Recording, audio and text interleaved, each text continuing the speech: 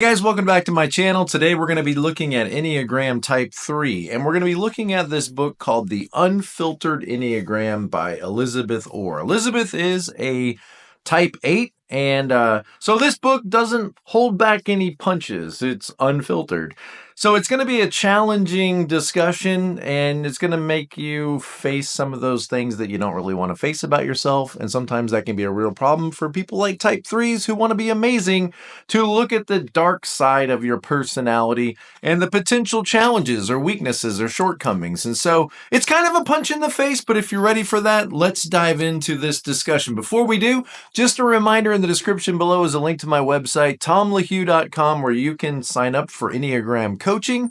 It's like life coaching, only it's based on the Enneagram. And I also do a lot of marriage coaching or couples coaching, whatever you want to call it. But you can sign up for one of those plans, and I have a lot of classes available as well on demand, and I have a live class coming up on Enneagram relationship coaching. So check those out on my website. Let's jump into this information, and the very first words of this chapter is disco ball and house of cards, or something like that.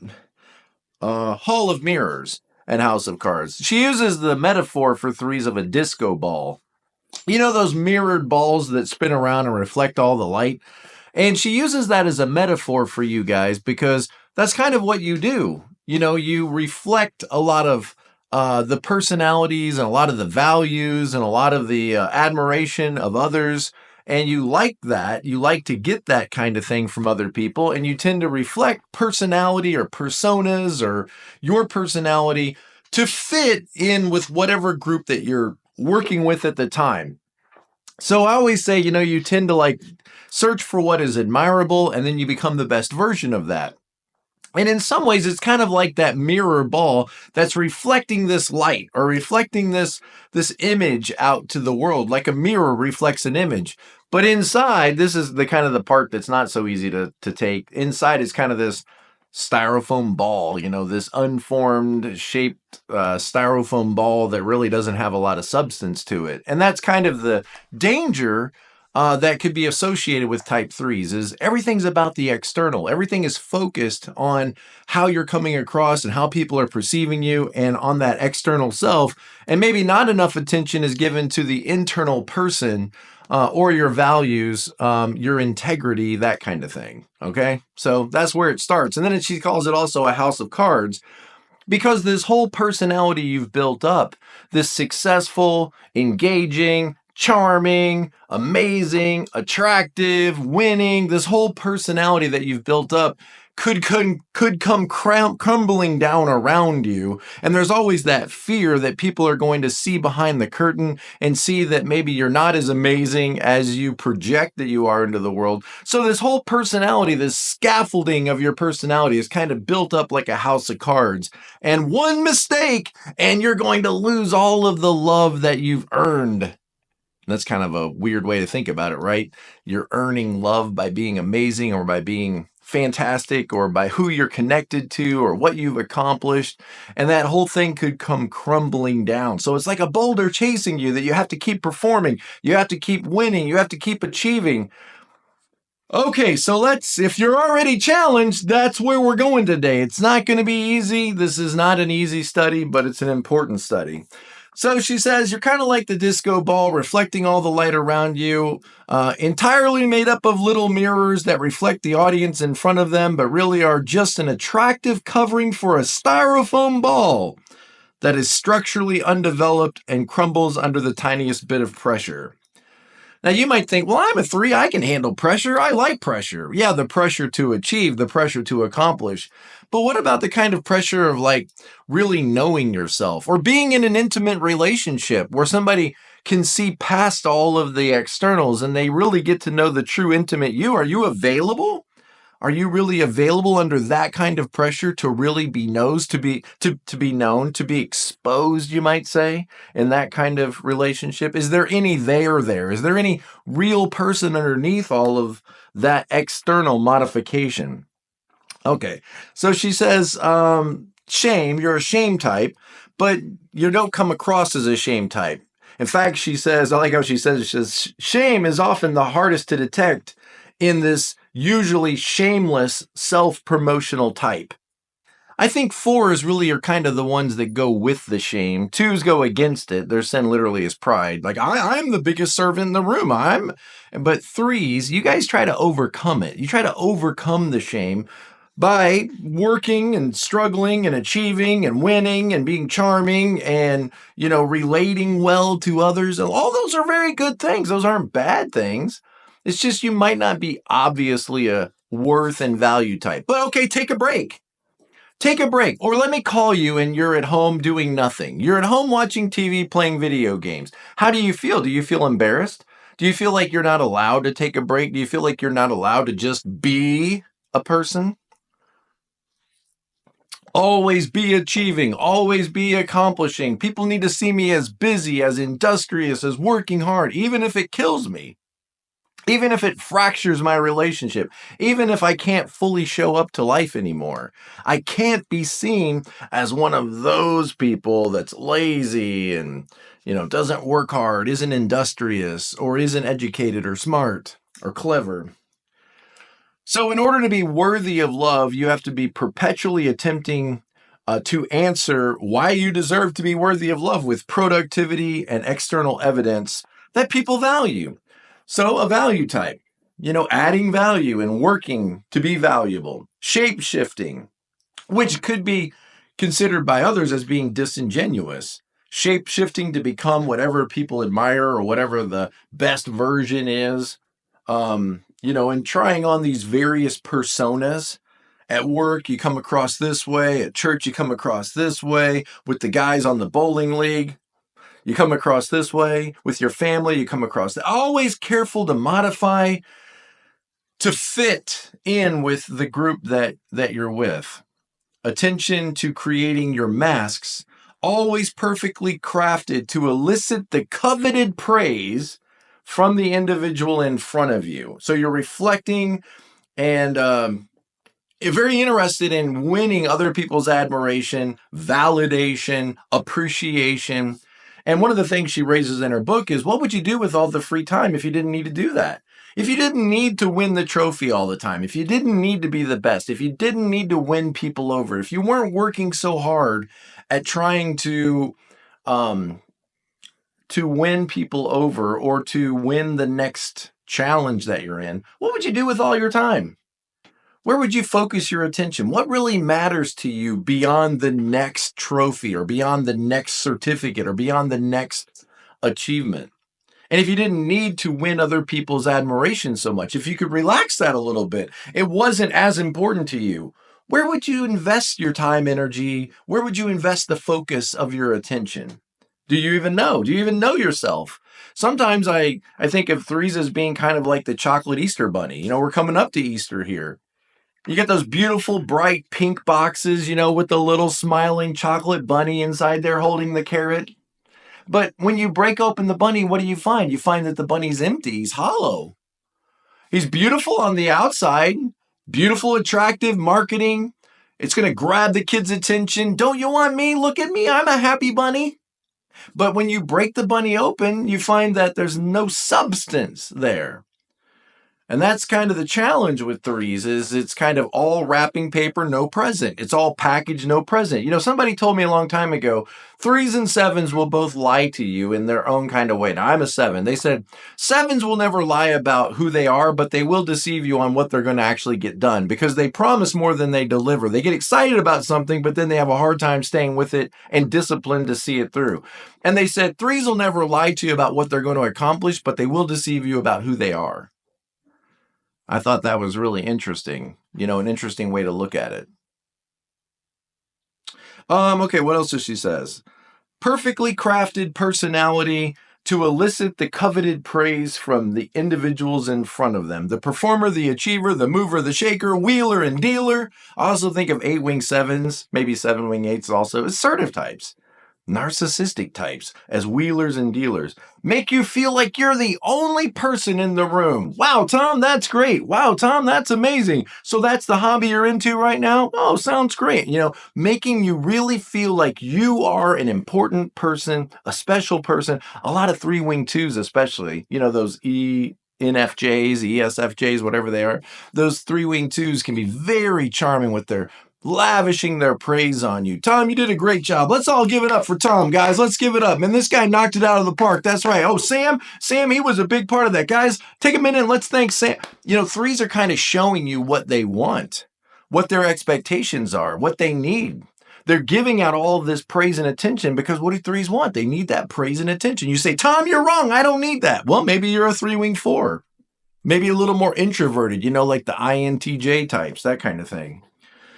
Anyway, so make you feel like you're the only person in the room. And then, you know, that's kind of one of those forms of deceit. Remember, the sin of the three is deceit. It's kind of like this connection that may not really be all that intimate. It feels like you're connected. It feels like this person is your best friend. It feels like this person really cares about you, is really available to you. But once you get beneath that surface, you may really discover that they're really not that interested in having a relationship with you, especially if you can't move them forward in some way. Okay, adept at morphing into the form that best suits their audience. Okay. And, you know, you got to ask yourself, one of the things she says on this book is that charming or is that sleazy? It's kind of interesting to think about, like that ability to do that, to win people over, to schmooze with people, you know, and she says at their worst, it's kind of like a sleazy used car salesperson on a New Jersey dealership, shamelessly hawking lemons like they have no moral compass or conscience. But in person, achievers are charming, funny, interesting, and honestly, they're really likable despite all their shameless self-promotion. Now, you might say, Tom, that's really harsh. I didn't write this. I'm just reading it. Don't get mad at me. She's the 8. She's the one, you know, who's got to be truth-telling, the prophet, right? I just think it's interesting how she points that out. You might relate to that. You may not relate to that. I don't know. But she says the essential state, that's kind of the true you, the real you, when you can get away from all this need to impress everybody and win everything and be the best. She says the essential state of the 3 is a hope in a universal, benevolent, and creative force outside their own efforts that brings about progress.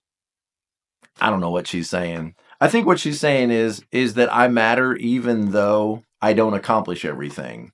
That I could just be, and that is enough to show value and reflect value into the world. That's kind of like your essential state. Like when everything's going well, you get in touch with that. That it's not what do I achieve, it's not who I'm connected to, it's not what I've done, or it's not how I look or my performance that gives me value. I just have value just because I exist, just because I'm connected to something greater than myself. I would say it that way. They easily perceive what needs to be done and they have the energy to do it. When 3s discover their 3ness, they're often distressed as they start to see through the thinly veiled masks at their inner core. 3s can go through a grieving process. She says they mourn their inner sense of secure identity that has been neglected to build while constructing the rickety, cheap scaffolding built on the external praise and validation of others. And there's the house of cards, right? We know we started this with that idea of a house of cards. Instead of building on your own inner guidance system, built on integrity, built on your values. And, you know, I think that's one of the reasons that you have that 4-wing right next to you. That being true to yourself, withdrawing, knowing yourself, really understanding what matters to you. I think that's one of the reasons that you have that 4-wing is because it's so necessary. And so what she says is, if you're not careful, you'll just construct this personality. I think it's called identification. You're identifying all of these wonderful traits from all these sources around you, and you're piecing them all together, duct taping them together to create this persona, this external person that is like a house of cards that could come falling down because there's no real integrity to it. How could there be integrity when the sin underneath is deceit? You see, that's the opposite of integrity. And one of the things that she points out here is it's not so much that you're BSing everybody else, although you might be, about what you can do and about your resume and about how amazing you are and how well you're liked. It's interesting how the person most focused on becoming well-liked and becoming admirable can sometimes become the least admirable person in the room and not liked by anybody. Everybody could be envious of you, but nobody really likes you. In fact, they may just see through it and may detest you. And you may find yourself being the detestable person in the office, striving to be the most admirable. It's just an interesting irony that sometimes happens with threes. Focusing all this effort on winning people over, and once people see through that, they're not impressed by that. They're kind of horrified by it, or let down. We could just say that, let down by it. And she says it's not so much that the three is trying to BS everybody else, is that they're BSing themselves so much that it just kind of leaks out. Believing this news about themselves, believing the tags make you and make your value, believing all of that about yourself, that then it just kind of spills out into your interactions with other people. Interesting. So the three has to reckon with how much self-deceit and self-abandonment they have participated in, all in the name of impressing others. They've sold much of their soul. Listen to that. Let that sting a little bit. They have sold much of their soul for the approval and acceptance of others, that they aren't sure that there is anything left to redeem, even if they tried. And this is that grieving stuff that she's talking about with threes. When you learn about the Enneagram, a lot of threes don't like the Enneagram. They don't want to talk about this kind of stuff because it gets in the way of that drivenness that they have to continue to prove their worth and value. Like, this kind of work slows you down and feels scary because you feel like you need to keep going, to keep pushing. I remember talking to a three the other day. Threes can be so inspirational to inspire the rest of us to performance and to greatness. I was talking to a three the other day that said, I hate it when I inspire people because then I think they're going to outpace me. They're going to overtake me. Like they're always in a contest. I mean, think how frustrating and how difficult that must be to always feel like, if you stand still, that the world will just overtake you and pass you. You have to keep performing, keep achieving, keep pushing yourself. That's a lot of stress. It's hard to how do you fit marriage into that? How do you fit relationships into that? How do you fit hobbies and interests or a spiritual life into that? I can see where it could be challenging. The prospect of trying something and then failing at that is haunting enough to keep them in an endless cycle of performing instead of taking time to be introspective, you might say. Like this, right now what you're doing is good. It's introspective. You're actually looking at yourself, trying to be honest with yourself, thinking, I'm proud of you. There, see? I'm proud of you. I'll give you the admiration you need. I'm proud of you for taking the time to slow down, to really think about, why do I need so desperately to prove my worth and value by accomplishing, achieving, winning, not failing, and being successful? Why do I need that? What do I really get from from the praise and admiration of others? Why do I feel like I need that so much? And what would happen if I could relax that a little bit? What might I do with my life or my time that might feel meaningful to you? Okay. Simply by being present, they're bouncing around from one task to the next, can't really simply be present, hoping, but never trusting that this next victory or accomplishment will finally bring them peace and inner security.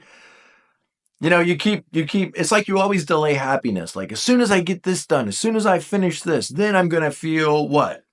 But then you don't really feel that for very long. You just pick up the next goal, you pick up the next challenge. And so she says, you're kind of like a shark. You got to keep moving. You got to keep moving. And the thing you keep eating is everybody's validation and everybody's praise of you. And so there it is. You kind of could sell your soul or sell your introspective care for yourself for the external validation of other people. Like a shark moving through the water. I got to keep moving. I got to keep winning. I got to keep achieving. Why? What would happen if you relaxed? Would the world come to an end? Would your hair catch on fire? What would happen if you just took some time off? What would happen if you didn't finish that project? If you got distracted or let yourself get distracted? Okay. Well, I'm only as valuable as what I can produce. That's kind of like that essential that fear underneath you, that fear of failure. The quality or lack thereof of your work is somehow reflective of your substance as humans. Okay, let me say that again because I kind of read it fast. That underlying a belief or that core belief is the quality or lack thereof of your work and what you do and accomplish, or people's perceptions of you, is somehow reflective of your actual value as a human being. And I always go back to, remember, like the idea of going into a nursery and seeing 10 babies. Which one of them is most valuable? Well, obviously the one that's your baby, is more valuable to you, but because of that family connection. But I mean, when you think about it in a purely objective way, every one of these babies has value and none of them have accomplished anything. They can't even talk. They can't even speak a language yet. They're not in school. They don't have won any certificates. They haven't won any trophies. They're not in sports. They're not famous. You just walk into a room with 10 babies. Every one of them has intrinsic value. And that doesn't change simply because you're 10, 12, 20, 30, 40. None of that changes. In your mind, maybe it changes, but every human being has value, regardless of how you're perceived by other people. Okay, important to catch that. So the focus of your attention is drawn to whatever quick win you can tackle, some easy victory that only looks challenging. So if it's really actually challenging, you might not accept the challenge because then it opens the door for potential failure. So you like the easy wins that make you look good. That's what she's saying. Say, Tom, you're so harsh. It's not me, guys. It's in this book. If you don't like it, buy the book and fight with her. Okay. So whatever will earn you praise and validation. You check the task off, making it look easy, earning you praise and validation from others, and there that belief is confirmed. I only matter because of what I've accomplished. I'm loved for what I do, and beyond that, nobody would have any interest in me. The core fear is a fear of failure. So this fear of failure is like, I always call it a boulder or a dragon. She uses the word a phantom that you spend your life running from. That's an interesting thought because people can often see what you're running toward, but they don't usually see what you're running away from. What are you running away from? What if you could turn around and face this dragon? What if you could turn around and face this phantom? And then, logically fight it out a little bit. Like, my worth isn't dependent on what I do. My worth isn't dependent on how I'm perceived by others. Other people can't assign my worth and value to me. And I need to push back a little bit on this impulse and recognize that if I don't, it might push me too far. It might push me out of my marriage. It might push me out of my friendships. It might push me out of community. It might push me out of a lot of things in life. Because people see what you're moving toward. They see the next victory. They see the marathon you're running. They see the black belt that you're earning. They see the management training you're going through. They see you getting that Ivy League education, but they may not see that there's a force pushing you. And that's a lot of stress. And you should pause long enough to realize that. And what kind of damage that stress might be doing to your soul, much less your important relationships. There's a lot of people out there that really just want to love you. They just want to know you. They just want to spend time with you. They're not interested in what you can do for them. They're not interested in how amazing you are. They just love you for you, or they would love you for you if you would open yourself up to them. And I would hate for you to miss out on that because you never wrestle with this kind of work. So the phantom. Let me read what she says. They're convinced that one singular miss, one day off, one day an off day, one singular miss on their part will bring this meticulously curated house of cards that you call your reputation, impressive and yet devastatingly fragile, to the ground in an instant. Even just the absence of positive feedback could make you start to feel this way, could make you start to worry, and then put yourself out there and fish for compliments or fish for affirmation from other people. And this fear of failure, busy little worker bee, out there in the spotlight, happy to put your head down and work, And even happier when you can bask in the external praise and validation that's offered in exchange for your work. Upstaging everybody. I got to be the best. I got to be salesperson of the year. I got to outperform everybody. The ability to read an audience and offer them exactly what they're looking for. I think a 4 right next to you, like, how could you do that? How could you just play to the audience? How could you just pretend to be somebody that you're not? Well, maybe you don't really know who you are. And so it's easy to pretend to be somebody you're not when you don't really know who you are. Don't spend any time really knowing your own convictions. There you go. What a great word for you to work on. What are your convictions? What do you really believe that you would never compromise on? Not what are your beliefs, but what are your convictions? Where do you draw your lines? What are your boundaries? What is right and wrong to you? And where do you get your sense of right and wrong? What does the word wrong mean to you? Those are some pretty challenging thoughts for all of us. Okay. Recognizing that your presence is enough. That may be hard for you to accept. You have nothing to prove. Stop living for the external set of values from others, but try to live in alignment with your own core values and convictions. And what are those really based on? They need to be based on something greater than you or your own thoughts or society, rather than being just living for the opinions of others or for the admiration of others. The defense mechanism is identification. She says identification is the practice of building your identity out of the external values, results, achievements, and praise and validation and criticism of others. And the idea here is like you're always polling the audience. You're always surveying the audience in your formal, informal ways of like what will play to the audience. And so, oh, they really like this, then I'm going to be about that. Oh, they really don't like it when somebody says it like this, I'm not going to say it like that. You're constantly modifying. Radar is up, taking in the information from the audience, and then adjusting yourself in order to fit with the information that you gathered in your informal or non-formal surveys. And again, when people see that, they're going to feel like that might be disingenuous, like a politician, like a movie actor. And those are the names, by the way, of some of the subtypes for type 3. The politician and the act. I think the politician is the social subtype and the actor is the sexual subtype. I think that's really, I think that was the name of those subtypes. The self-preservation is the counter 3, the one that looks a little more like a 1 that wants to be seen as good. And I don't off the top of my head remember what that one's called, but it's a counter 3. But yeah, the middle one, the social one is the politician. Think about that. How do you feel about politicians? Do you like politicians? Do you think that, do you trust politicians?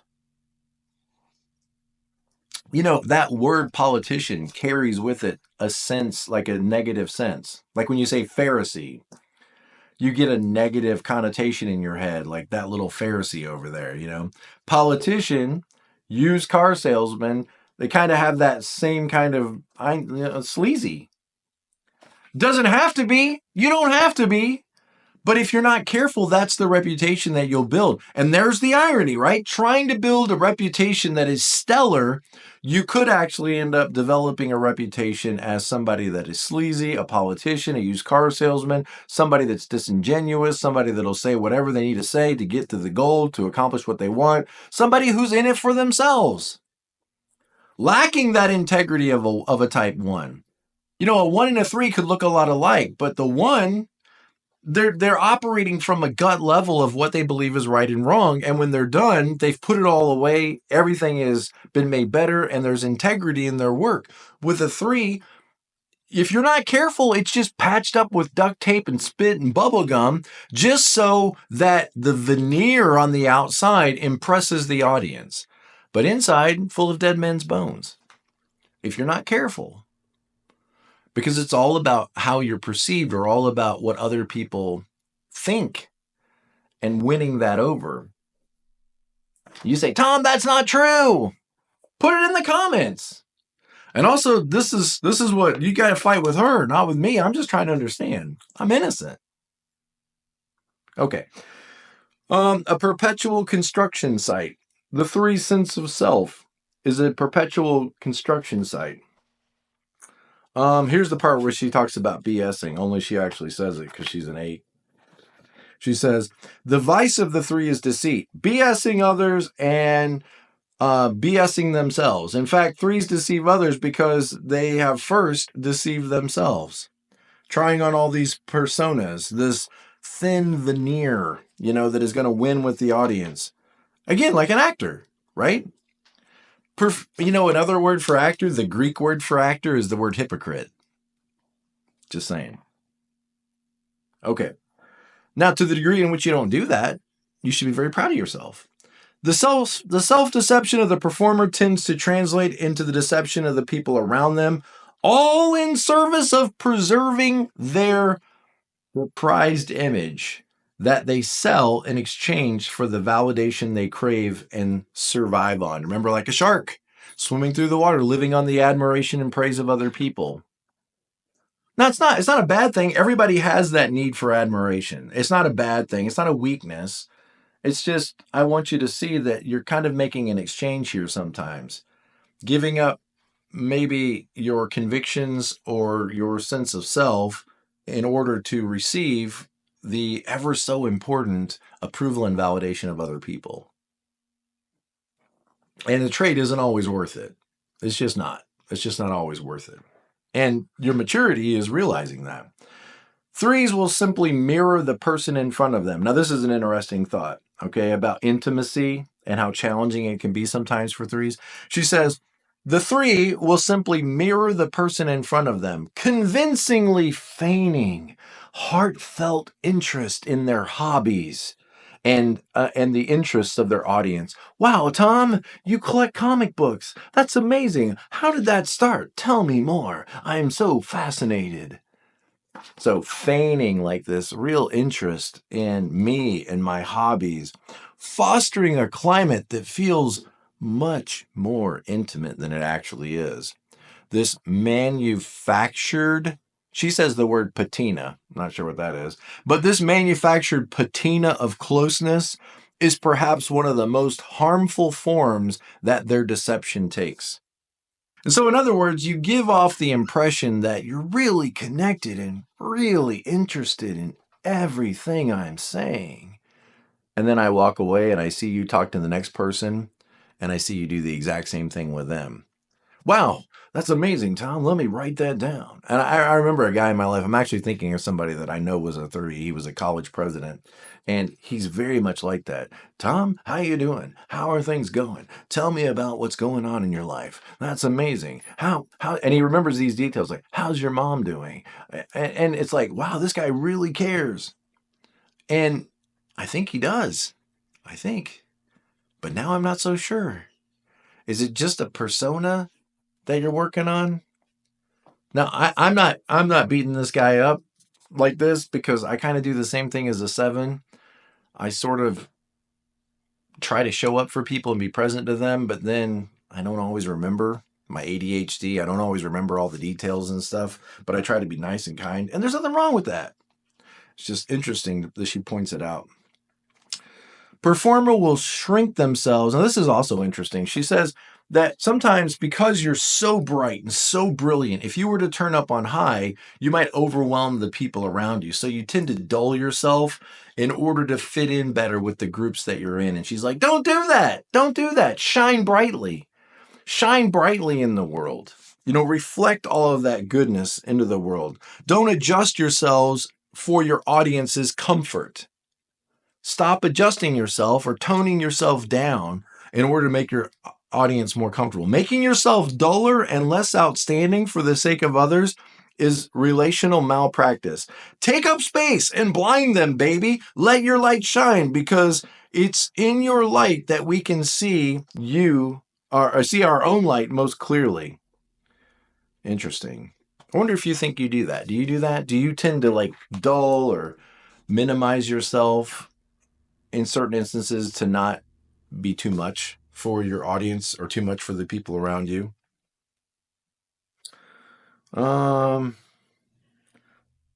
Okay. So she talks a little bit more about integrity and needing validation, pursuing the next trophy.